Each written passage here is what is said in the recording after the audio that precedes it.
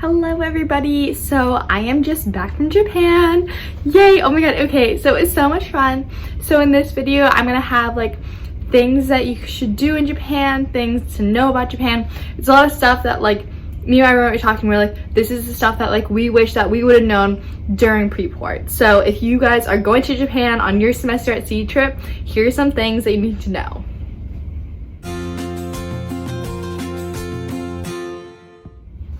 Alright, so the first thing that I want to talk about is getting a JR pass. So basically in Japan, for the bullet train and for a couple other trains, you can get a JR pass, and this is very convenient if you're going to more than one place with it. So for me, I took the bullet train to Kyoto, and then from Kyoto I went to Tokyo and then back to Kobe where we were docking. So for me it was super convenient and it saved me a lot of money.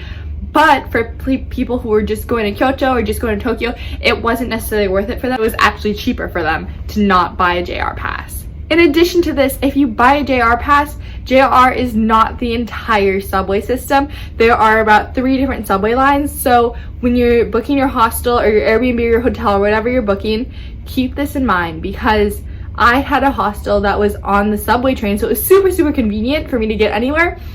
But I had to pay about $2 each way. So I spent about $40 on the subway in addition to spending the 200 and something that my pass was. So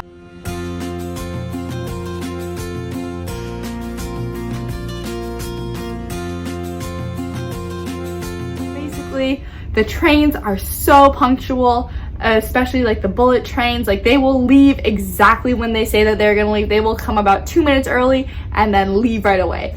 So on my last day, there was 2 different trains and I needed to make it back to Kobe to get on the ship by 4 hours before we were leaving, and we were leaving at 6 o'clock. So I was like, okay, I'm gonna take the 10:10 bullet train and it'll get me back to Kobe by like, you know, like 1-ish, like that'll be okay. I'll have enough time, it'll be perfect. And I missed it by like 2 minutes because I got a little lost. So make sure that you go to the trains early, because otherwise you'll end up like me, crying in the bathroom because you feel like you're gonna miss the boat, and I didn't. But please just go early to your trains. Aim to be there a half hour before your train leaves, which I know sounds ridiculous, but like it's worth it and you don't want to miss your train. Alright, this one goes for kind of pretty much every single stop that you're gonna make, but bring walking shoes if you're going from the boat to any place really, because I walk about 1,500 steps on the boat, so not a lot. It's really bad. I need to work on it. But 1,500 steps, and then in country I would walk about 15,000 steps. So that is a big difference, and you need walking shoes. Your feet will hurt. It's like, oh my god, I can't even explain.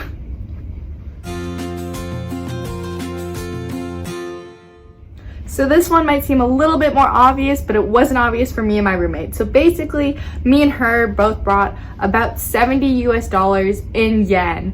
But especially in Japan, you're gonna need a lot more cash than this to do like anything. So just keep that in mind, and I'll let you guys know about this for other countries, but basically, at very least in Japan, have a lot of yen. The Japanese use the same voltage outlet thing as we do in the US, so you don't have to worry about having to get an adapter or anything for that, and don't bring your adapter if you have one. Again, this one is a little bit obvious, but make sure that you go to the temples. They are so pretty and they have so much meaning and history. I wouldn't necessarily recommend buying like the little trinkets that they sell, because they're overpriced trinkets, but they're so cool and so much fun, and I would definitely recommend going to a temple.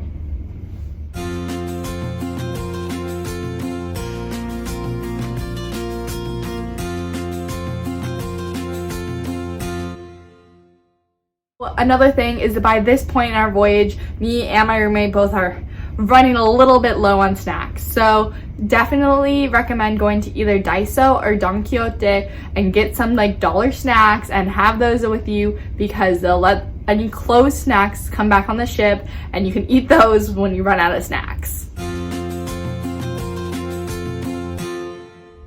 Now onto some more food stuff. So basically they have a ton of super cute cafes. So they have like the robot cafe that I'm sure everyone's seen. There's a cat cafe, a hedgehog cafe. They're super cute, but they're definitely not a must. So if this is something that you really, really want to do, go for it, like spend your money on that. But like for me and my roommate, it was kind of like a, oh, that's super cool, that would be really fun to see, but it's not really worth our time. Like I know a lot of people weren't that impressed with the robot restaurant, but that's because they just weren't as into it. But I have one friend and she loved it. She loved like the performance that she did. She was super into it. So it's just kind of depending on like your mood and how strongly you feel about it.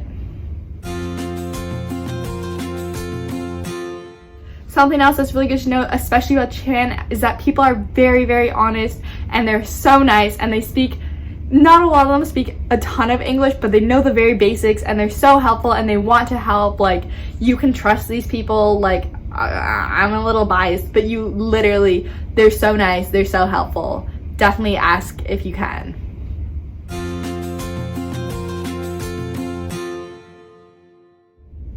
Alright, so this one is something that I would 10 out of 10 recommend. So me and my roommate and her friend got super, super lucky, and we were able to find an all-you-can-drink bar, and it was amazing. And in the same like building complex, there was a karaoke place, and it was like the most fun. It was like the best night ever.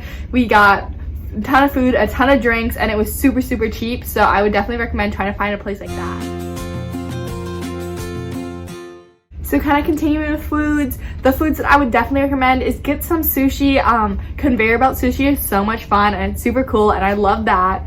And then also all of the ramen, it's so good. It's like, so like here is like normal ramen, and then like up here is like Japanese ramen. Like go get it, like it'll be so worth it. And then also try find mochi. It's like the rice cake that they have, and it's so good. Literally I got some from Daiso and I was like, okay, like whatever, it'll probably be like all right, and it was so good. All right, so that's all I have on how Japan was. I went to Kobe, Kyoto, Tokyo, and then back. Please let me know if you have any questions. I will also put my itinerary in the description below. I am planning to do a little tips and tricks video like this for all the countries that we're going to. Let me know like if that's something that you guys would want to see, or if it's something that you guys don't really want to see. And then for every 3 ports, I am planning to do like more of a video montage of everything that I did and everything that I saw. So let me know if you guys would be interested in that. Thank you guys so much for watching. I'm sorry these videos aren't the best quality. I'm trying really hard here for you guys though, so I hope that you enjoy. Please like and subscribe and all that other stuff that I don't know.